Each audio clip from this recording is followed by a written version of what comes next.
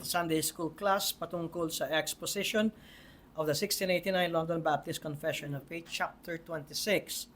Sa araw na ito ay ikalimang bahagi na, part 5 ang ating paksa ay ang local church.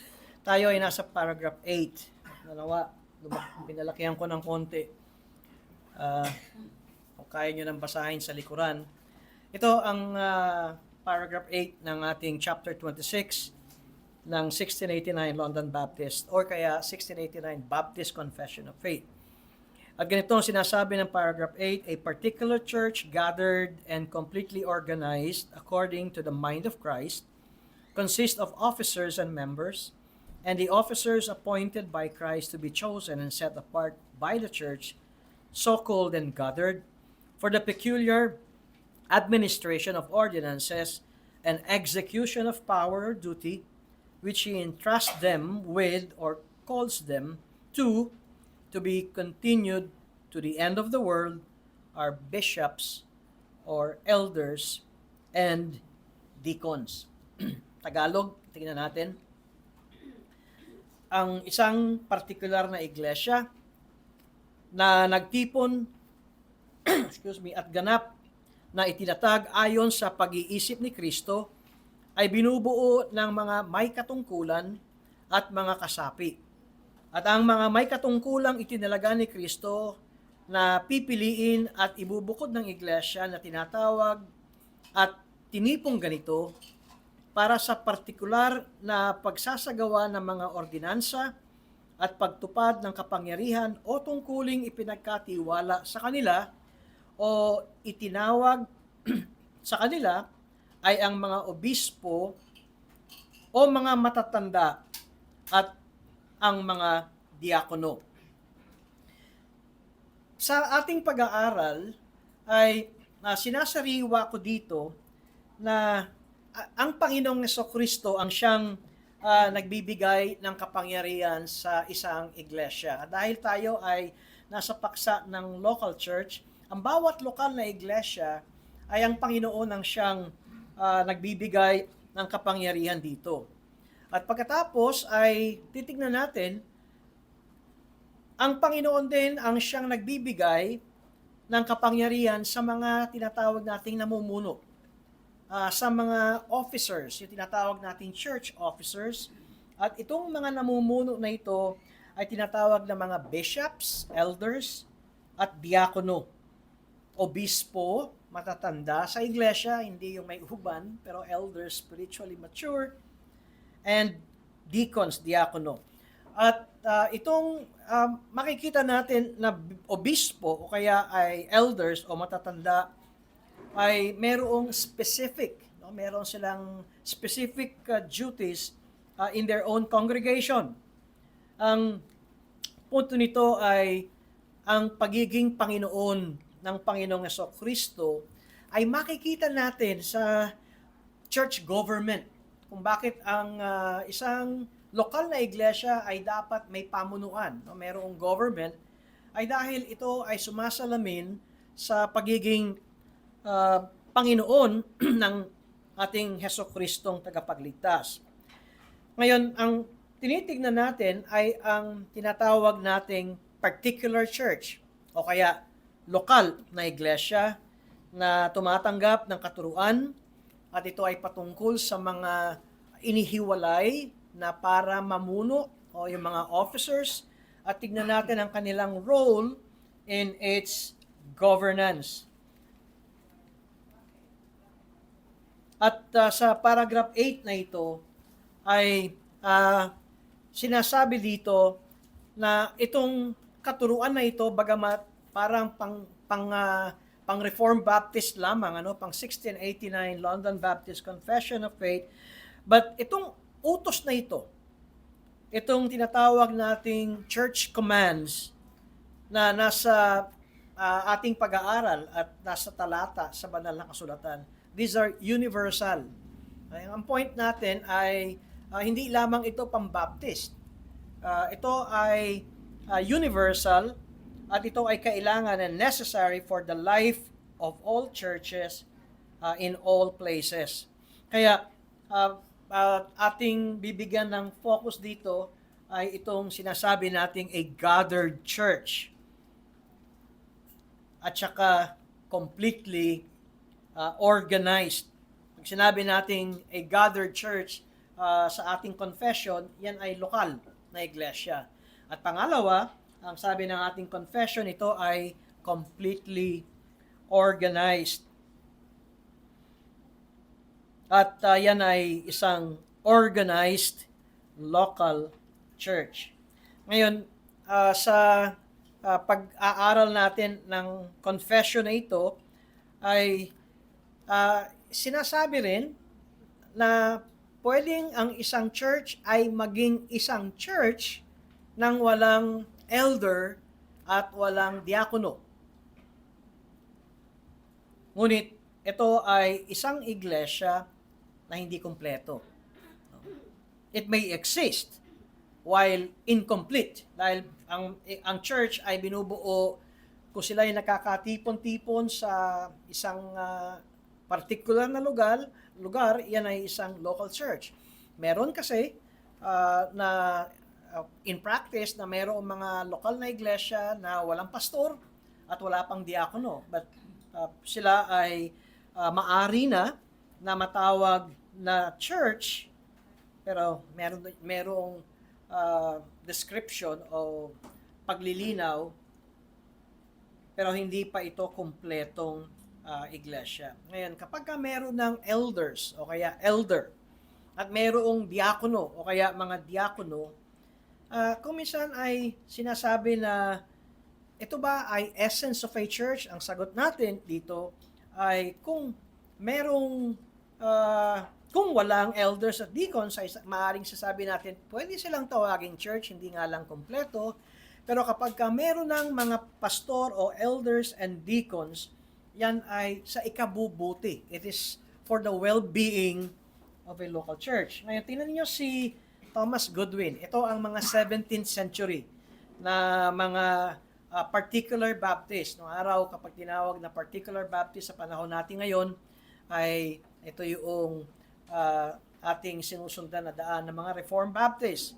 Ngayon, si Thomas Goodwin recognized yung distinction, yung pagkakaiba ng lokal na iglesyang walang mga officers, walang elders at walang deacon, at kung merong pastor at may diakono. And I will quote, ang sabi niya, ngayon pansinin natin, pag may mga capital letters, yan mismo ang kinuha ko dito to the judicious and impartial reader. By the way, itong aking lecture na ito at outlines ay hindi yan original sa akin.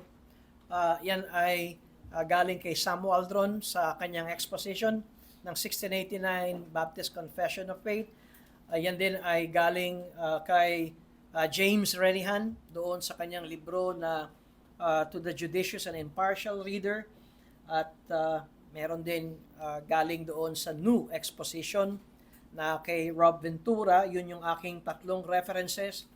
Loobin ng Panginoon sa mga susunod na Sunday School class natin ay mapakita ko sa inyo itong mga librong ito. Mabigat lang kasi makapal, pero at least para makita ninyo itong mga references na ito. Well, ang sabi ni Thomas Goodwin, they that are a body organized with all the members have all the privileges of a body. But, sabi niya, a church having a company of elders is a body to Christ.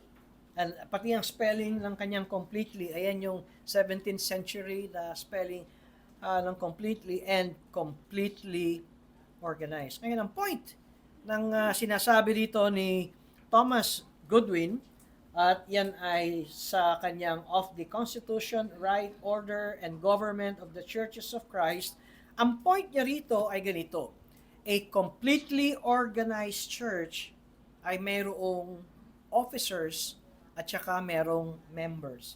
So masasabi na ang isang lokal na iglesia ay kumpleto at ay kung mayroong makikitang pastor o mga pastor at mayroong makikitang mga miyembro.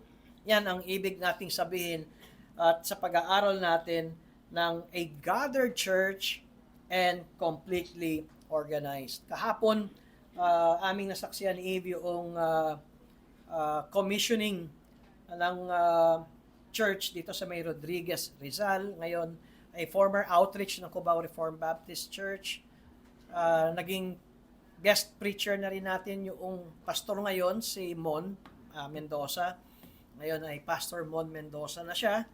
At may 2 taon na rin siyang nagba-Bible study. Pinaliwanag niya na ang mga bina-Bible study niya ay galing sa 3 subdivision. At meron ding kulungan doon sa May Rodriguez at siya rin ay nagba-Bible study sa mga bilanggo. Hanggang sa ito ay naging regular at sila ay nakasundo na pagsamahin itong 3 Bible study sa iba't ibang subdivision na sila ay magkatipon-tipon dito sa lugar na napakalayo sa San Isidro Rodriguez, Rizal. Sabi ko, meron palang ganung lugar sa Quezon City. Kasi una, Payatas, Quezon City. Pag dire-diretso mo, bigla makita mo Region 4, Rizal. Nahati na yung boundary at kala namin malapit na. Malayo pa rin pala. At yung lugar, at yung kalye ay hindi ko na-advise na pumunta kayo doon kung ang dala nyo bagong sasakyan. Kawawa ang inyong sasakyan. Anyway, si Pastor Ishmael Montejo Jr. ang nagsabi na ngayon pa lamang na magsisimula ang iglesyang ito. Katunayan, ngayong linggo, ang kanilang first Lord's Day worship service bilang isang lokal na iglesia. Hindi ko nabilang kung ilan yung members na nag-commission. Pero parang 11, no? 12. 12 na members ang nag-covenant at pagkatapos ay nagbotohan. Talagang literal na botohan. Secret ballot. Meron silang papel at doon din ginawa after commissioning ay at merong botohan at ang sabi ni Pastor Ismael, walang kopyahan. Ano yung botohan? Kung kinikilala nila na si Mon Mendoza ay kanilang tatanggapin na pastor. Matatalakay din natin yan sa paragraph 9 and Lord willing, paragraph 10.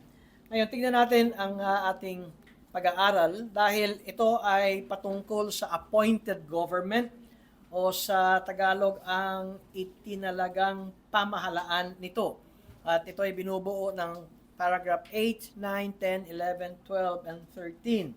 Ngayon, ang titignan natin ay itong identity, the identity of its government o kaya ang tinutukoy na mga tagapamahala nito. Ngayon, uulitin ko, ang dinidiin ng ating confession ay ang Panginoong Jesucristo ay nagtalaga ng 2 lamang na offices sa lokal na iglesia.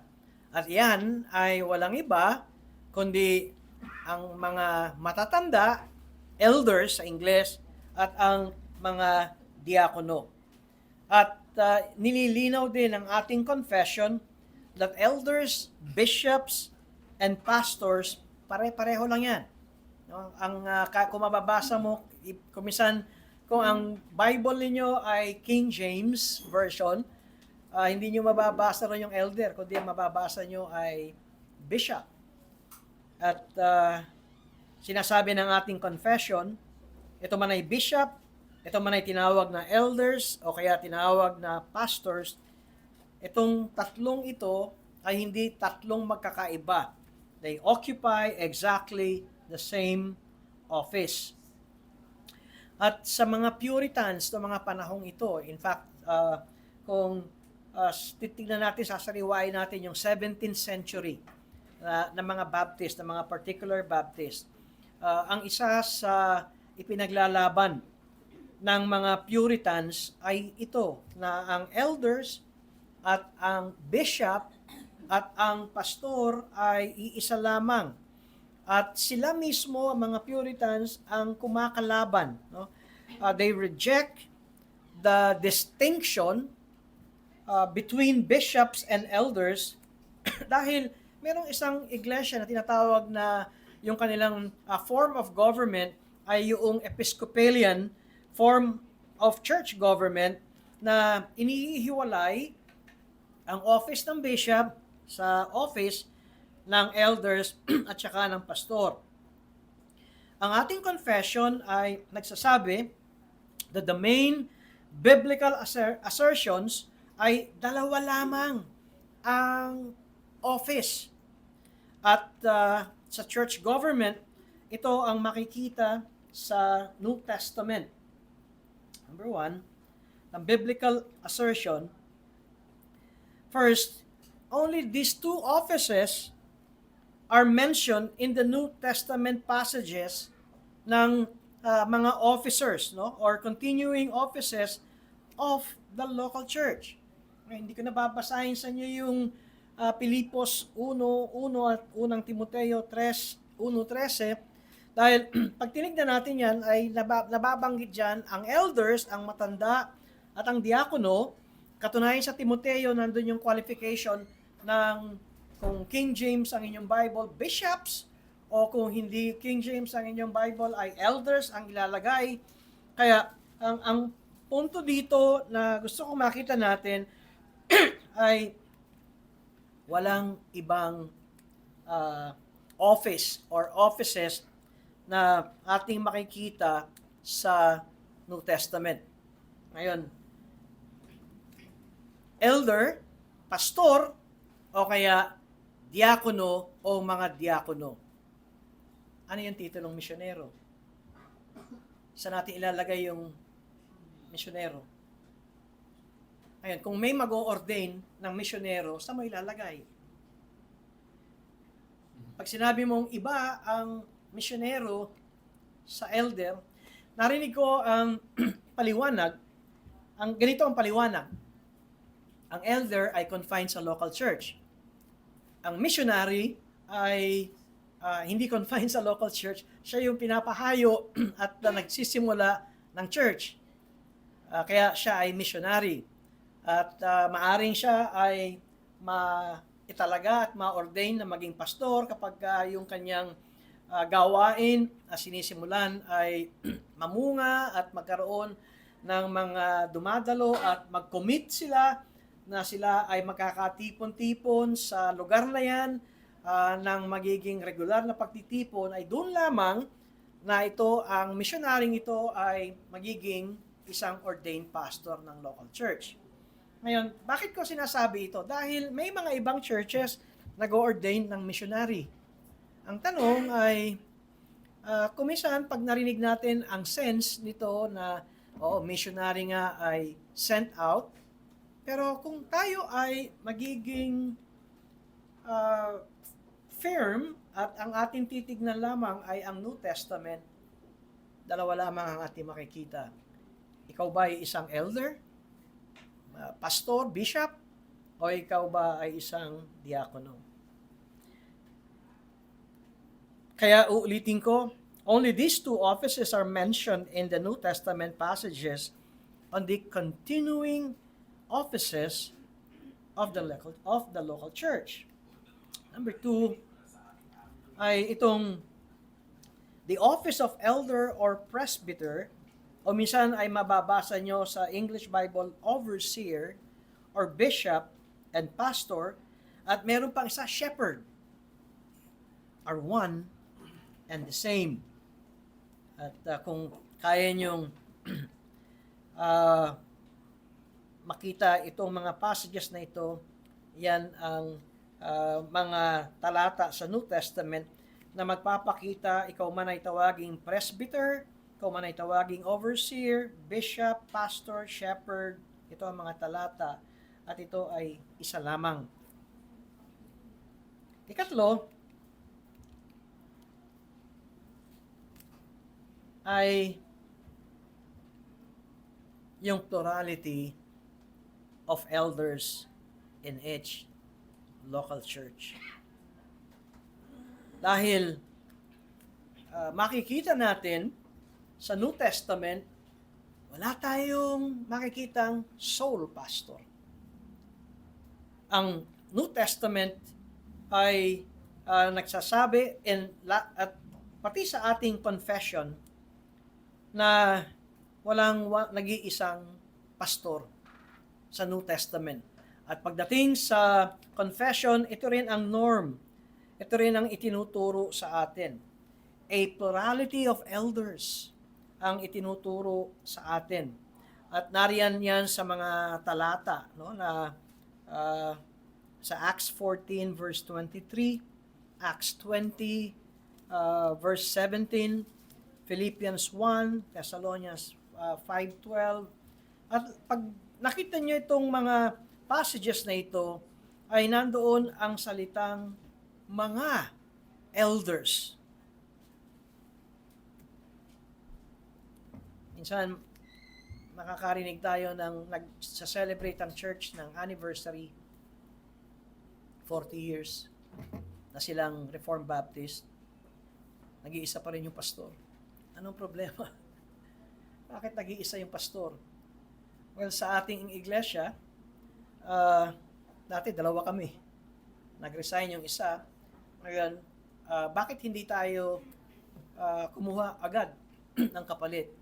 Makikita natin sa confession, loobin ng Panginoon, next Lord's Day, ay dahil kapag tayo kumuha ng isang karagdagang pastor, may tungkulin din ang iglesia. Suportahan ng pastor. Ibig sabihin, siya'y bigyan ng, ayaw mo nating tawaging sweldo, pero siya'y bigyan ng suporta na makabubuhay ng pamilya. Pero kung ang isang church ay, very fluid, walang problema sa pananalapi. In fact, may mga churches na sila ay nagsisimula na mag-ipon ng magiging sweldo ng kanilang pastor. Kung isa pa lamang ang pastor at para maging additional o co-elder, meron silang certain percentage na itinatabi. Para kapag mayroong dumating na itatayo ng Panginoon ay pwede na itong ilagay at maging co-elder at pwede siyang bigyan ng tinatawag natin na financial support na mga kabuhay. In fact, ito ang isang patutuo ko na yung church sa Tondo, na yung kay Pastor Levi Ilhig, ako ay namangha. 14 lamang ang church membership doon. 14. Sorry, Providence, babanggitin ko. 14. At alam nyo, ang demographics ng mga members sa Tondo ay, itong mga members na ito ay hindi lahat ay nasa working class. Pero, nung tinawag nila si Pastor Levi Ilhig na maging kanilang pastor, ay nag-commit sila ng magiging sweldo ni Pastor Levi ay 20,000 agad, first. Sabi ko, 14 na miyembro, 20,000? Di ba napakalaki nun? Sabi niya, napakaliit pa nga, pastor, kasi umuupa ng bahay yan, may anak yan. Pero paano niya nagawa? At nakita ko naman yung constitution ng demographics ng inyong church.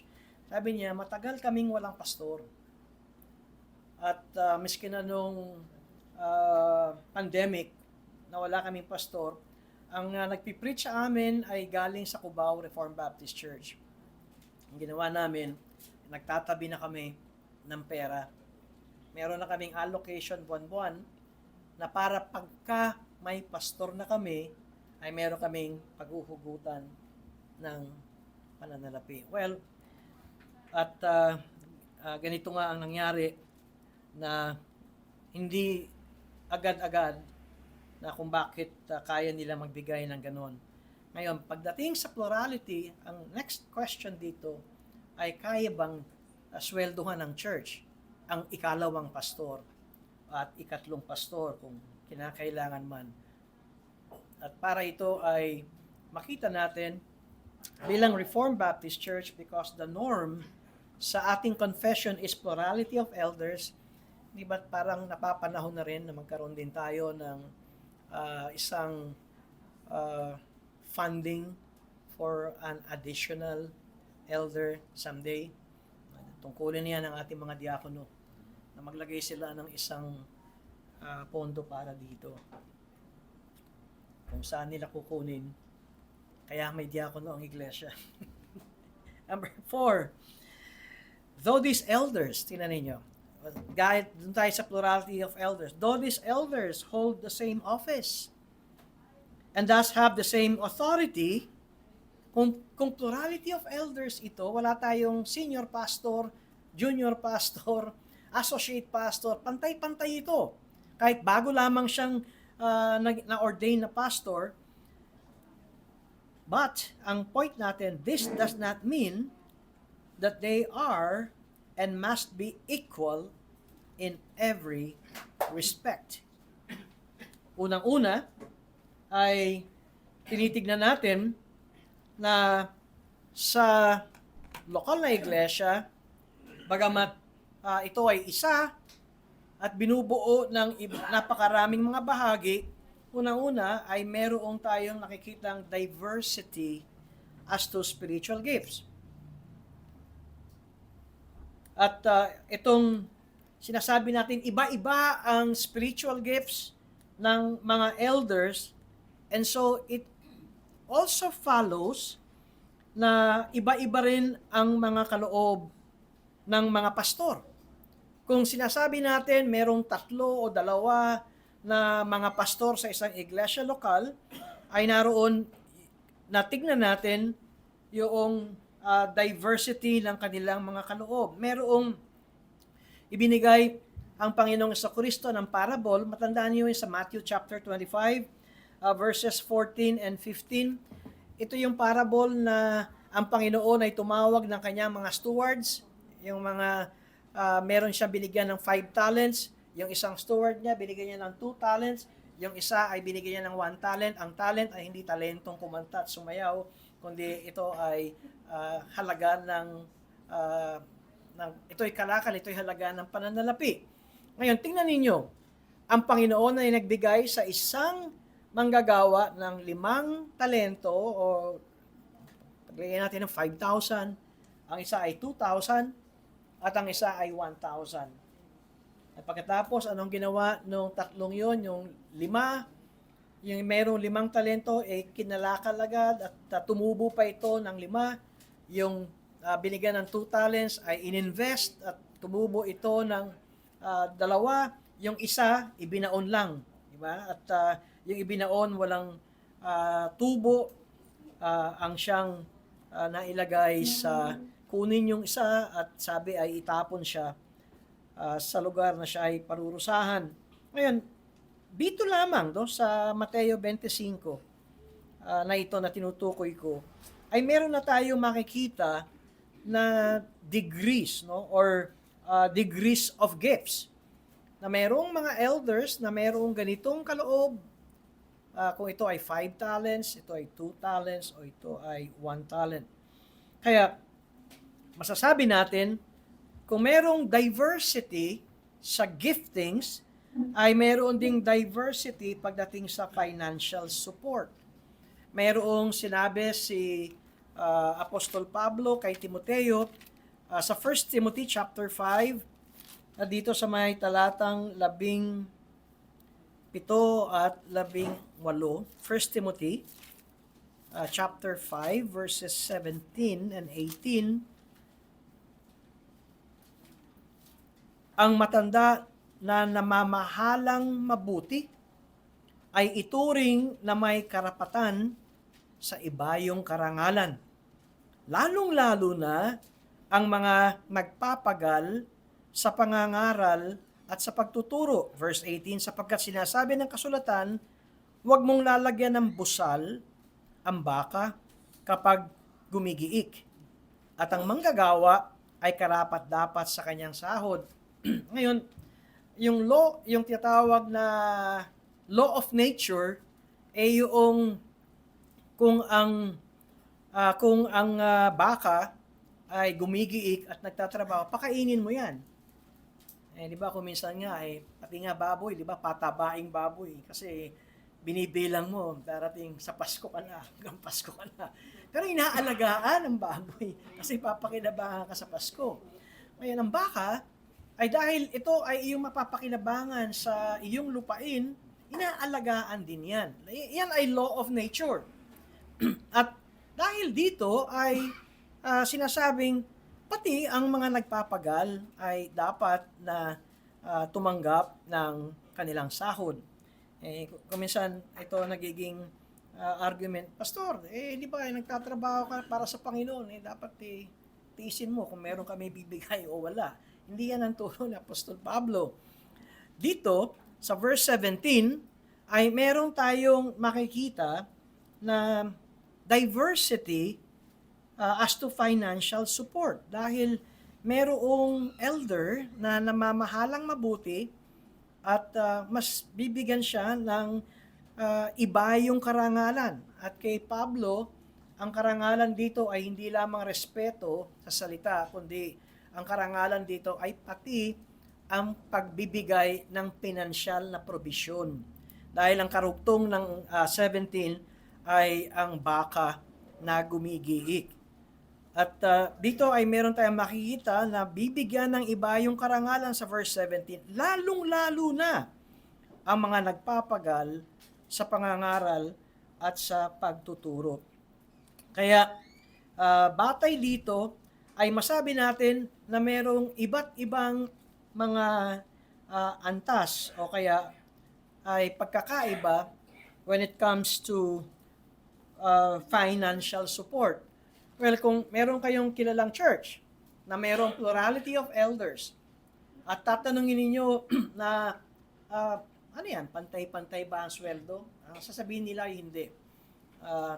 Tumataas ang sweldo nung mas matagal ng elder at yung mga bago at titignan nila kung ito ay binata pa lamang at ang gastos ay ganito, ay iba rin ang sweldo. Kaya may mga practices ang Reformed Baptist doon sa mayroong plurality of elders na ganito ang kanilang naging practice. Maganda ito na maituro para kumisan ang mismong doon sa plurality of elders ay nakakaroon ng samaan ng loob. Bakit siya ganun kalaki sweldo? Bakit ako ganun? Alam naman natin, pati sa corporate world, kahit na ikaw ay galing sa isang universidad na kagalang-galang, pagpasok mo, dito ka muna. Hindi ganun kaagad yung kahit sabihin mo na parang mas magaling pa nga ako doon sa doon sa mga EVP. Pero dito ka muna sa rate na to, sa simula. Kaya ganito ang pananaw ng ating confession. At dahil mayroong diversity as to financial support, mayroon ding different degrees of actual influence. Ang point ay nangyayari ito mismong maging sa mga apostol ng Panginoong Jesucristo. Ngayon, tingnan ninyo. Si Apostol Pablo ay huling apostol. Meron tayong 12 apostles, di ba? At nagbigti si Judas Iscariote. Hindi si Apostol Pablo ang pumalit kay Judas, mismong Judas Iscariot, mismong si Apostol Pablo, sinasabi niyang hindi siya yon. Iba yung 12. Ang pumalit kay Judas Iscariote ay si Matthias. Di ba sila ay nagpalabunutan? Pero ang point ko rito, si Apostol Pablo ay hindi niya nakasama o naabutan o naging experience na katulad ng 12 apostol na sa loob ng 3 taon, araw at gabi, kasama nila ang Panginoong Jesucristo. Si Apostol Pablo, na siya nagkaroon ng encounter kay Jesucristo, resurrected Christ na siya. Siya ay nakaupo na sa kanang kamay ng Ama. At nagkaroon ng vision si Apostle Paul. Pero tingnan ninyo, sino ang pinakamalawak na ministeryo sa mga apostol? Si Pablo. Kaysa sa 12 apostol. Ito yung point natin na there are different degrees of actual experience. At mismong doon sa 12 apostol, sino yung nakikitang pinaka-leader ng 12? Si Pedro. Kaya mapapansin natin, kahit na kayo ay pantay-pantay, pero mayroon sa inyo na mas nakikitaan ng mas mataas na antas o degree when it comes to spiritual gifts. Kaya, kung ganito ang nakita natin sa mga apostol, ay masabi rin natin that it must be true of the ordinary office of the pastor or elder. Kung magiging maliwanag ito sa mga pastor, hindi makakasingit ang inggit. Alam niyo, kuminsan ito ang ginagamit ng Diablo sa lokal na iglesia. Na kuminsan, pati sa respeto in a sense na kung meron kayong 3 o 4 na pastor, merong isang pastor dyan na mas lapitin ng church members. Na mas palagay ang loob ng mga miyembro sa kanya. Pero, alam naman natin na kahit na bago kang pastor o sabay kayo naging pastor, na dapat ang sasabihin mo, pastor din naman ako bakit pa hindi niyo ako sinasangguni? O bakit kapag birthday ni pastor, ang laki ng cake, pag sa akin medium? Diba? Kumisan, happy birthday lang. Di ba, Ali? With effects naman. Ano yung nababasa? With effects. Hindi dapat na pumasok ang selos. Dahil talagang meron na mga sa plurality ng mga leaders ay meron talagang nakikitaan ng pati sa comparison na maririnig mismo ng isang pastor, mas magaling mangaral si pastor A kaysa kay pastor B. hindi ka malulungkot dahil yan ang gift na binigay ng Panginoon sa kanya. Pero sa mata ng Diyos, sa isang lokal na iglesia, isa lang tayo.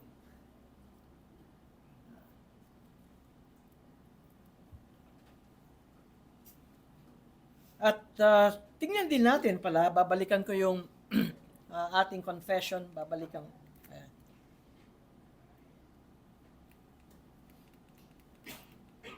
ko yung sa yan.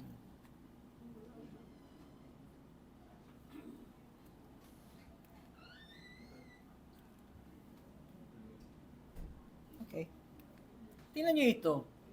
A particular church, gathered and completely organized according to the mind of Christ, consists of officers and members, and the officers appointed by Christ to be chosen and set apart by the church. Tandaan natin, kung ito ay mga pastor at diakono, kahit ang tingin mo mas mataas ang iyong edukasyon sa kanila, kung ang tingin mo ay mas mataas ang iyong posisyon sa mundong ito dahil maaaring ikaw ay CEO at itong isa ay pangkaraniwang empleyado lamang, pero kapag yan ay na-ordain, ang Panginoong Jesucristo ang nagtalaga dyan.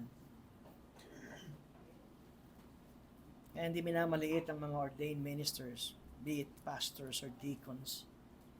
Dahil kapag iyong minamaliit yan, ang inaatake mo ay ang Panginoong Jesucristo. At sinasabi rito that they were appointed by Christ to be chosen and set apart by the church, so-called gathered. Ito ang gusto kong bigyan natin.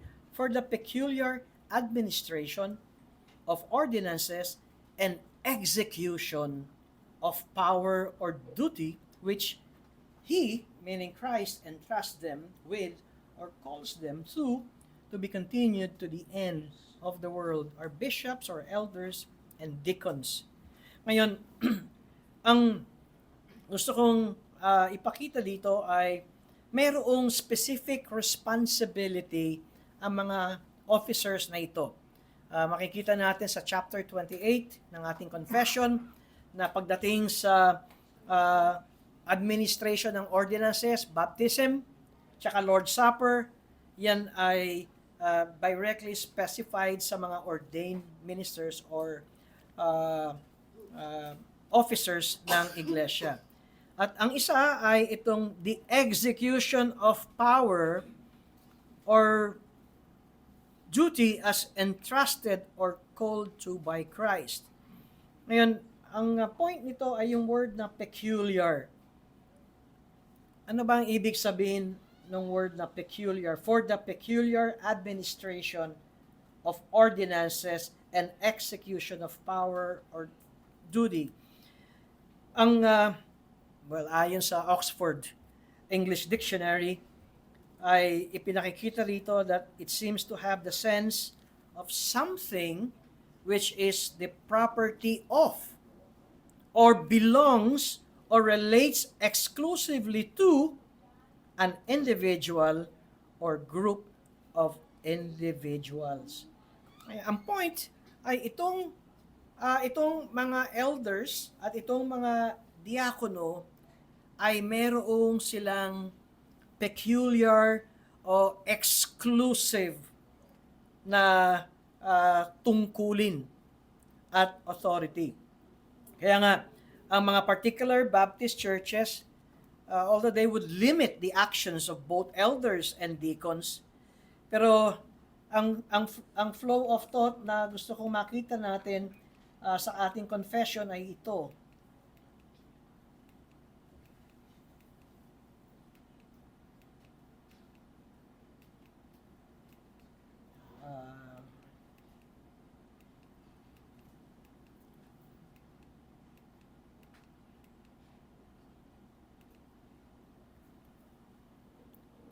Na meron silang task na specific na galing sa Panginoon. Tingnan niyo yung flow of thought na sinasabi ko. Una-una, Christ has all power.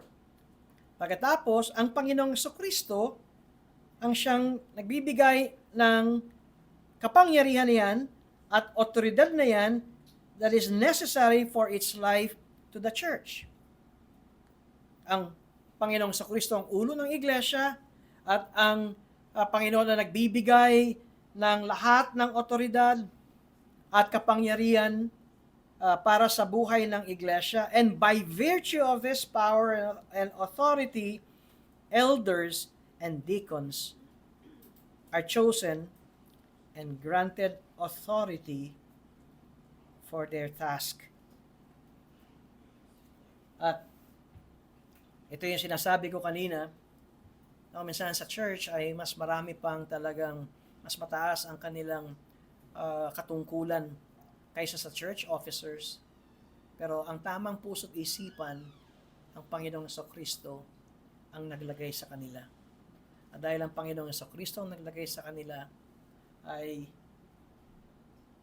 binigyan sila ng specific na power and authority. At dito ako magtatapos at loobin ng Panginoon, next Lord's Day ay daling ko yung libro ni James Renihan at basahin ko sa inyo yung sinabi ni Benjamin Kitch patungkol sa rule ng elder. At ito ang kanyang sinasabi, ang elder, why is a steward or a pastor of a church called a ruler? Ngayon, ang mabilis sa sagot dito, hindi dahil siya lamang lagi ang dapat na masunod at lahat ng miyembro sa iglesia ay matakot o kaya sumunod sa kanyang gusto, sa kanyang personal whims. Ang turo ng congregationalism, tayo ay isang congregationalist church that ang isang elder o elders, they're not to rule without the brotherhood. Anong ibig sabihin ni Benjamin Kitch? Na ang rule ng pastor ay magsisimula, ganito yung pattern nun, galing kay Kristo ang kapangyarihan ng lahat, ibinigay niya sa lokal na iglesia, ang kapangyarihan ng lahat, kaya nga ngayon ang iglesia rin ang siyang pipili ng pastor at diakono. Kung gayon, ang iglesia ay ibinigay ang kapangyarihan sa pastor at diakono, at itong pastor at diakono ay merong specific task, sa kanilang authority at sa kanilang responsibility. At hindi tayo kinakailangan at dapat makakita ng dahil binigyan niyo ako ng otoridad, ako ang inyong pastor, ay lahat ng sasabihin ko ay dapat niyong sabihin at lahat dadaan sa akin. Diba? Kinakailangan salain kong lahat. Pero ayon kay Benjamin Cage, that he is not to rule without the brotherhood. At sinabi niya, tingnan niyo ang Matthew 18 verse 17. If he will not hear the church. Ito yung sa church discipline. Ito yung sa excommunication. If he will not hear the church. At sabi ni Benjamin Cage, it is not said if he will not hear the pastor. Ang merong limitasyon din ang otoridad ng pastor, although meron silang authority, pero ano ang limitasyon ng pastor when it comes to church discipline and church excommunication? Ang church ang merong authority roon. At hindi yung pastor na magsasabing i-excom kita. O hindi, walang otoridad ang pastor na mag-excom. At babasahin ko sa inyo, Lord willing, next Sunday, yung tinuro at sinabi ni Nehemiah Cox sa isang ordination service at ginamit niya ang text na ito ng church discipline and excommunication. At ganito ang kanyang pattern. Ngayon ang iglesia ang gumawa ng desisyon na itong kapatid na ito ay i-excommunicate. Ngayon, ang tungkulin ng pastor ay i-execute ang excommunication decision na yon.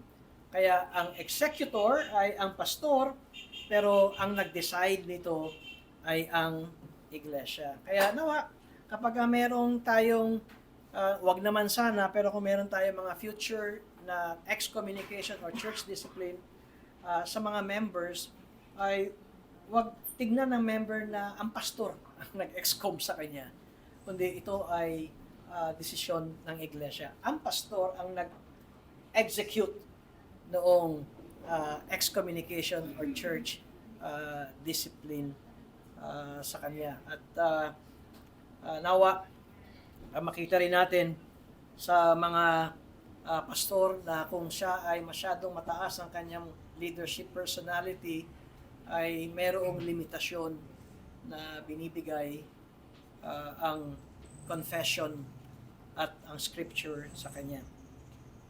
May tanong ba tayo? Lumagpas ako ng 1 minute.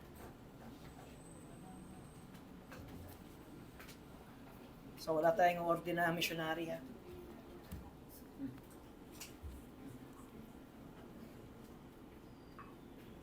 Any question? Wala? Meron?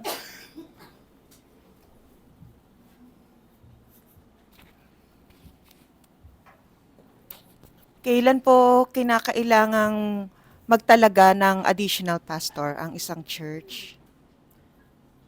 Kung kailan? Kailan or ano yung mga instances na kinakailangan ng magtalaga ng karagdagan Well, po? unang-una,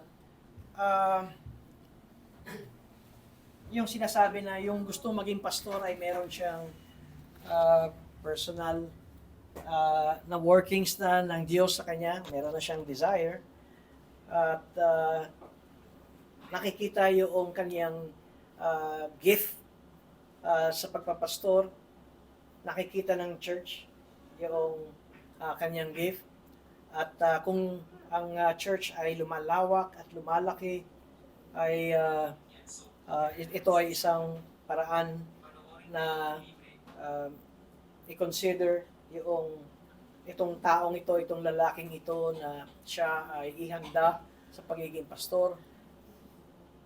Maganda kasi na mayroong plurality of elders. Alam niyo kung bakit?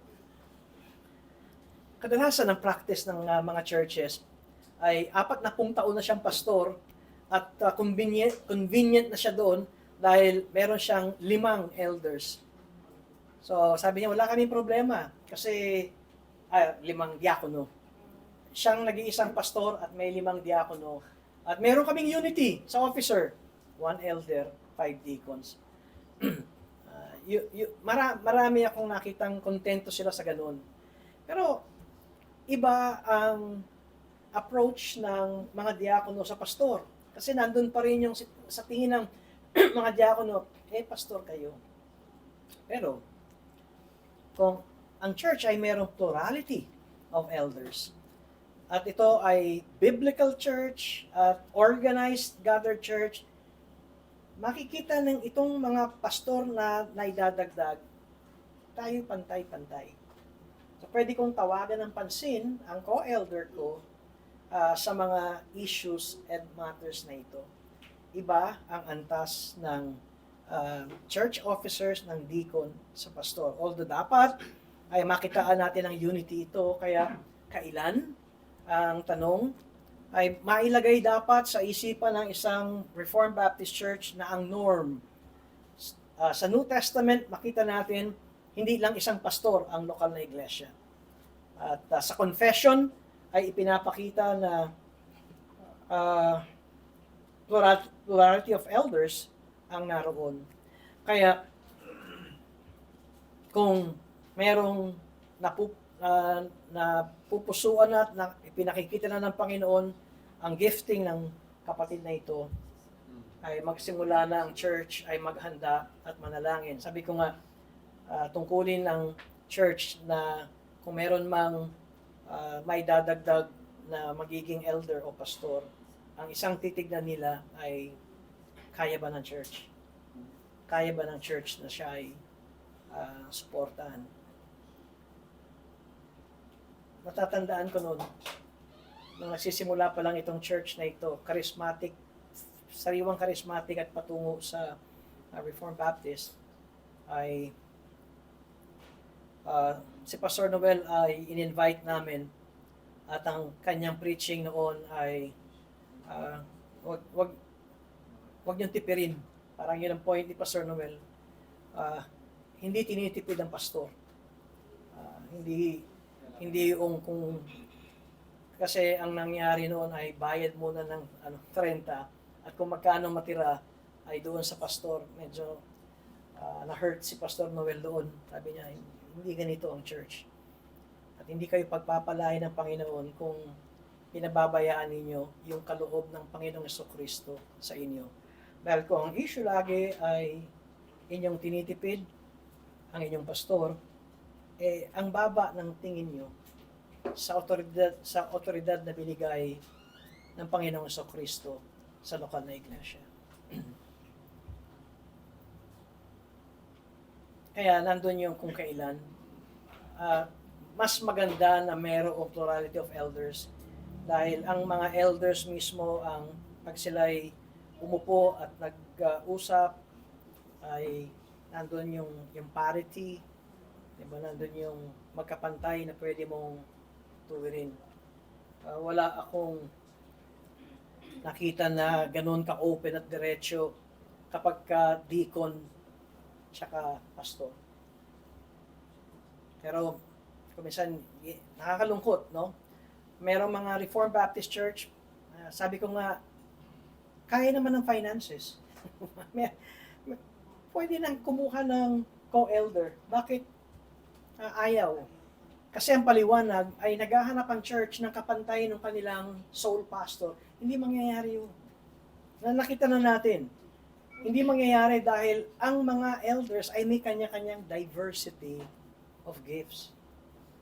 Kung naghihintay tayo ng mala-theologian na pastor, salamat, meron tayong mala-theologian, pero ang co-elder niyan ay kuminsan ang kailangan natin ay yung qualification itself na binigay ni Pablo kay Timoteo. Pag siya'y pasok doon sa qualification, of course, kailangan siya ay may kaloob ng pagtuturo dahil ito ang tungkulin ng elder. Siguro ito isang dahilan kung bakit hindi nadadagdagan ng elder ang lokal na iglesia kahit matandaan na silang Reformed Baptist. Naghahanap ng kapantay. Dagdag pastor na question. Kung sakali na meron ng may pangangailangan na, Ang tanong ko ay homegrown ba ito, Pastor? O galing sa lokal na iglesia mismo o pwede ring manggaling sa ibang lokal na iglesia? Maganda kung ito ay galing sa lokal na iglesia, maganda, ideal, dahil kabisado na niya ah, yung personalidad ng bawat miyembro. Ngunit kung wala, ay katulad ng isang kilala nating church ay naghihintay ng Bible School graduate sa GMA. At pagkatapos ay kino-convince kung talagang wala. At siya ay, normally ang ginagawa ng iglesyang ito ay ini-invite at sasabihin na kami ay naghahanap ng prospective na elder. Ikaw ang isa sa aming napupusuan, maaari bang sa amin ka na dumalo at mag-observe at kung gaano katagal ay yun ay nasa iglesia lokal. Ang mahalaga, sabi ko nga, ay mayroon ng dapat na naitatabi. Kasi tayo ay patungo sa tinatawag nating plurality of elders.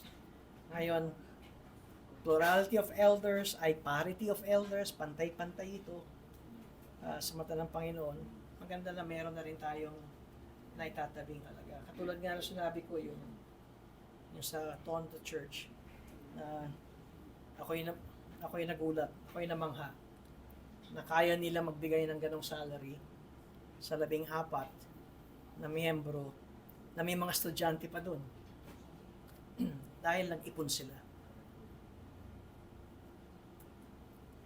Okay, thank you. Tayo manalangin. Salamat, Panginoon, sa aming pong pag-aaral na ito. Samahan niyo pa kami sa darating na mga linggo ng pag-aaral po namin patungkol sa chapter 26 ng 1689 London Confession of Faith. At ang nais namin, Panginoon, ay makita namin sa banal na kasulatan ang katuruan patungkol sa iglesia lokal. Opo, mahalaga sa amin ang confession, ngunit pangunahin sa amin ay ang inyong salita. Maliwanagan kami sa serye ng pag-aaral natin sa ngalan ni Jesus. Amen. Pawitin po natin itong ating last hymn sa umagang ito.